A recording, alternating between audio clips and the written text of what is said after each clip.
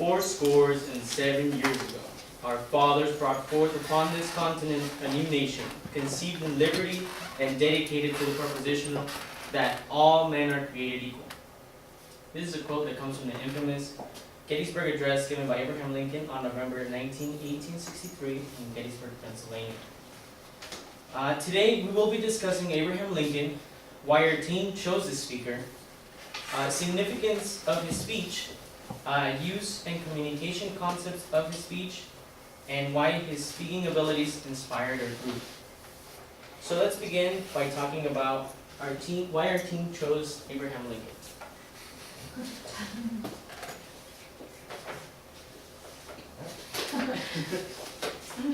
One thing is certain, he was a very tall man, 6 feet 4 inches to be exact.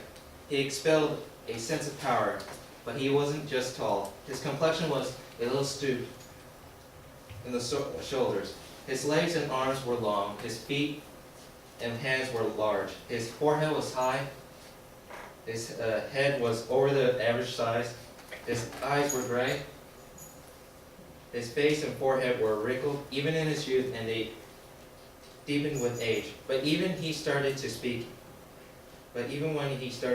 and warmed up, all sadness vanished from his face, and his facial expression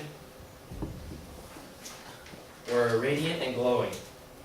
He also gave expression to his thoughts before his tongue would utter them. Lincoln had also an intellectual face, showing a searching mind and a cool judgment. Abraham Lincoln was a dark, complex man, so exceedingly well preserved that he would not be taken for more than 38, though he reached 68 years of age. He not only symbolized power, but was also a relatively well-known Illinois politician during 1858. He developed into a powerful public speaker and skilled debater.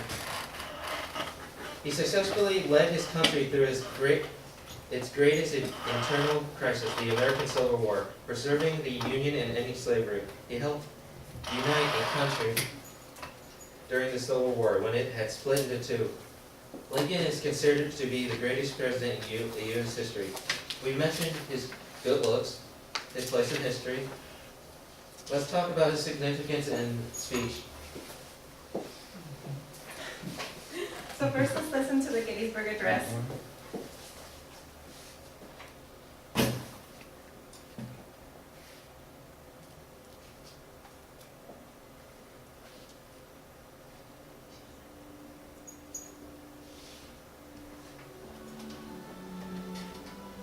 Fourscore and 7 years ago, our fathers brought forth on this continent a new nation, conceived in liberty and dedicated to the proposition that all men are created equal. Now we are engaged in a great civil war, testing whether that nation, or any nation so conceived and so dedicated, can long endure.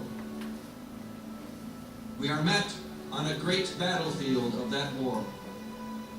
We have come to dedicate a portion of that field as a final resting place for those who here gave their lives that that nation might live.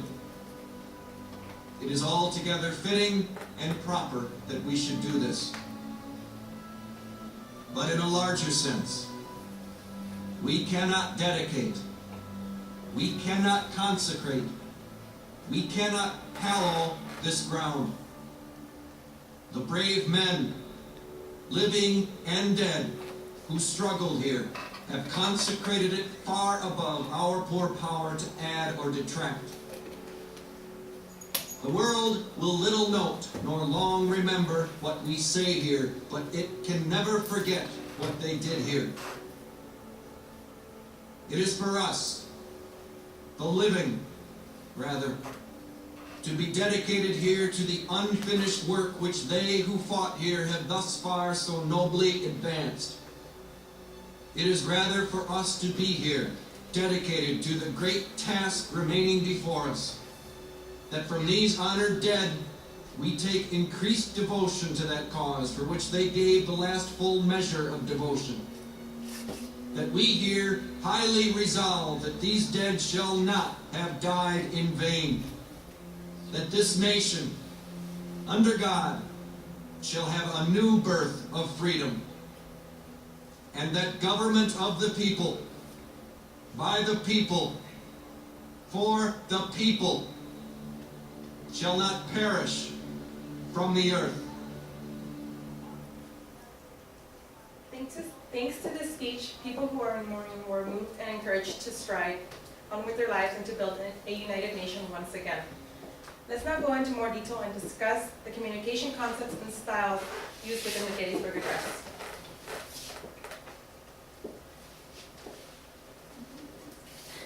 Okay, so on November 19, 1863, at only 246 words long, the Gettysburg Address is one of the shortest speeches that Lincoln gave, yet it had the greatest influence and persuasive context of them all.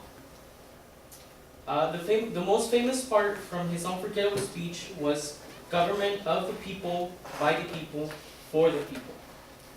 In this speech, Lincoln manages to include pathos. And as we all know, pathos means emotion arousing and verbal and nonverbal messages, concrete allusions, and descriptions. Lincoln used this to his advantage. He did so by mentioning in his address, and I quote, "All men are created equal, that the nation shall have a new birth of freedom." Just from these quotes, we can imagine the emotional response people would have felt. Before Lincoln gave the Gettysburg Address, Edward Everett gave a long speech. He dragged on for 2 hours comparing the Civil War soldiers to Greek gods. In comparison, Lincoln's speech lasted only 2 minutes. Because it was very short compared to other speakers, there was silence from the audience afterwards. Some said it was because they were not sure if he was done, but others said that the crowd was in awe because of what was said. His speech was brief, to the point, and yet understandable. As you can see, you don't need 2 hours to make a lasting impression, as Abraham Lincoln demonstrated. So let's go ahead and talk about the communication concepts.